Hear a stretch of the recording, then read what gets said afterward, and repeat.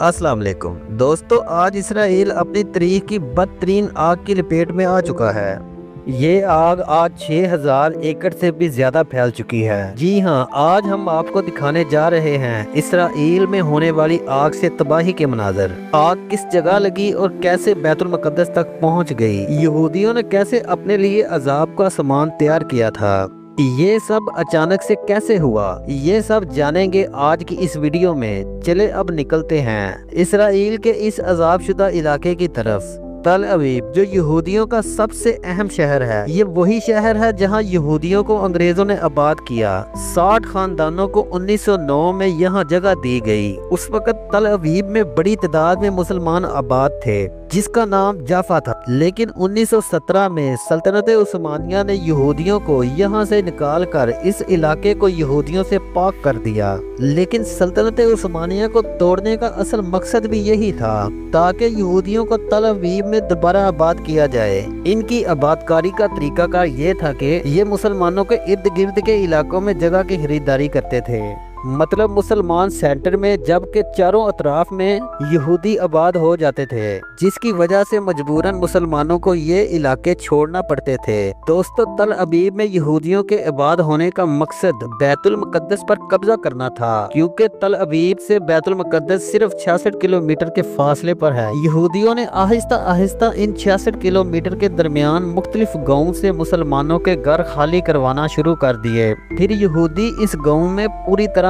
काबिज हो गए। इस इलाके की मिट्टी बहुत जरखेज है, जिसकी वजह से बड़ी तादाद में यहाँ जैतून के जंगलात मौजूद थे। अगर तल अबीब से बैतुल मुकद्दस की तरफ जाएं तो शफेला का इलाका रास्ते में आता है। ये वो इलाका है जहाँ तारीख की बदतरीन आग ने सब कुछ राख बना दिया है। इसे यहूदिया पहाड़ी सिलसिला भी कहा जाता है। इस इलाके की जगराफियाई अहमियत बहुत ज्यादा है, क्योंकि इसराइल अपने फौजियों की नकलो हमल और ज़राअत के लिए इसी इलाके का इस्तेमाल सबसे ज्यादा करता है। ये इलाका 15 मील चौड़ा और 50 मील लंबा है। ये इलाका यहूदियों के लिए भी मुकद्दस है, क्योंकि यहाँ हजरत दाऊद अलैहिस्सलाम और जलूद के दरमियान जंगी मार्का हुआ था।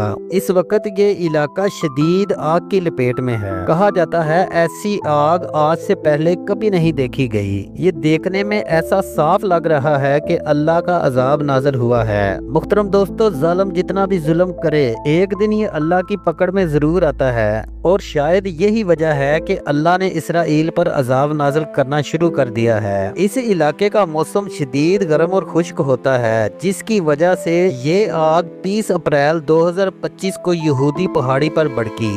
आग तेजी से फैल रही है, लेकिन इसके साथ साथ 60 किलोमीटर फी घंटे की रफ्तार से हवाएं चलना शुरू हो चुकी हैं, जिसकी वजह से इसराइल में इमरजेंसी नाफज कर दी गई है। यरूशलेम के वजीर टी पर आकर बेबसी का इजहार कर रहे हैं कि ये आग बहुत बड़े पैमाने पर लगी है, जिससे निपटने के लिए बहुत वक्त लगेगा।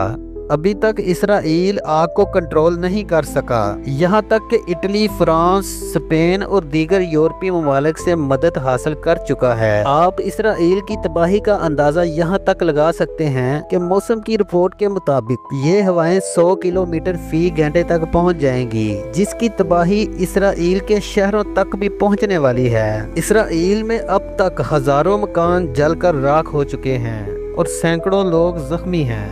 ये तमाम वो इलाके हैं जो मुसलमानों से जबरदस्ती छीन कर यहूदियों ने इबाद किए थे, और ये सब बैतुल मुकद्दस के करीब वाक़या हैं। यहाँ से हाईवे बैतुल मुकद्दस की तरफ आते हैं, जहाँ लोग गाड़ियाँ छोड़कर भाग गए हैं। दोस्तों, सोचने की बात यह है कि अचानक ये आग कैसे लगी। इसको जानने के लिए हमें पीछे तारीख में जाना पड़ेगा। यहूदियों ने अपने लिए अजाब का सामान कैसे तैयार किया। जब यहूदियों ने 1948 में यहाँ कब्जा किया, जो यहाँ जैतून के दरख्त बड़ी तादाद में मौजूद थे, जो फलस्तीनी सकाफत को जाहिर करते थे, यहूदियों ने इस फलस्तीनी सकाफत को भी न रहने दिया, यानी कि जैतून के तमाम दरख्तों को भी काट दिया। ये खित्ता, ये सरजमीन बहुत मुबारक है। इसको कुरान मजीद ने भी मुबारक कहा है। यहाँ के जैतून, अंजीर मुबारक हैं। इनका कुरान में तज़किरा है, तो इन दरख्तों को काट दिया गया और पूरा सफाया कर दिया। उसकी जगह वो दरख्त लगाया गया जो आज इसराइल के लिए बहुत बड़ी मुसीबत बन चुका है। इस दरख्त का नाम है एल्बो पाइन। ये बहुत बड़ा दरख्त होता है, बड़ी तेजी से बढ़ता है और ये जमीन को बंजर कर देता है। यानी एक तो ऊपर से इतनी बड़ी छतरी इसकी बनती है कि नीचे कुछ उग नहीं सकता।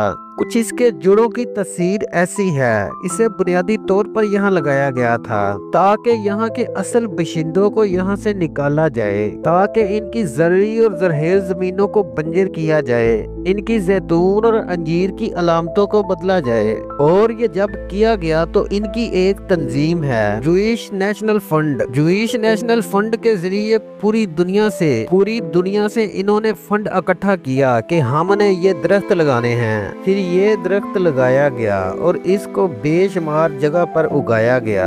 अब इस दरख्त की मुसीबत ये है कि एक तो इस तेजी से बढ़ता है कि इसकी पैदावार रोक नहीं सकते, और दूसरी इस दरख्त की हसीयत ये है इसमें कोई केमिकल ऐसा होता है, यानी यूं समझे कि ये दरख्त नहीं है, ये तेल का एक ड्रम है, इसलिए इसको लगने वाली आग बहुत तेजी से बढ़ती है। इस तरह इस दरख्त को आग पसंद करती है, ये आग को पसंद करता है। तो अपने फंड से, अपने पैसों से, अपनी मेहनत से जो दरख्त लगाया गया था, आज वही जिंदगी को अजीरन करने का बायस बन गया है, वही सांस बंद कर देने का बायस अल्लाह ने बना दिया है। जब भी आप किसी का बुरा चाहेंगे, जब भी आप किसी को नकल मकानी पर मजबूर करेंगे, यानी बिल्कुल नस्ल खुशी पर उतर आएंगे, तो फिर इसके बाद आप ये समझेंगे कि पूरी दुनिया हमारे साथ है और हमारे मुखालिफ बिल्कुल निहत्ते हैं, कमजोर हैं। तो फिर खुदा की कुदरत का कोई कोड़ा किसी आग की सूरत में, किसी एलोपाइन दरख्त की सूरत में फिर आपके सामने इस तरह खड़ा होगा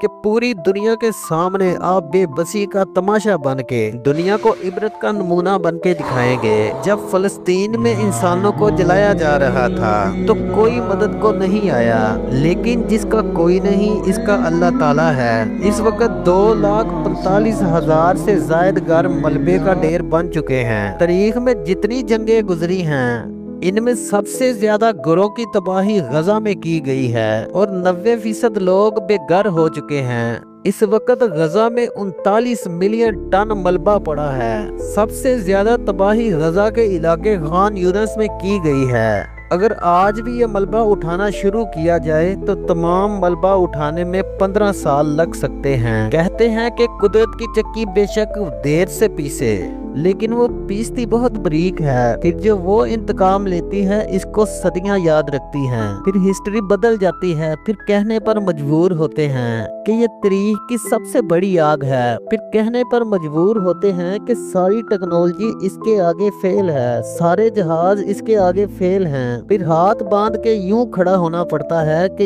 याद भी नहीं रहता कि हमारा कोई यौम आज़ादी था। मुहतरम दोस्तों, इजाजत दीजिए, ये थी हमारी आज की वीडियो।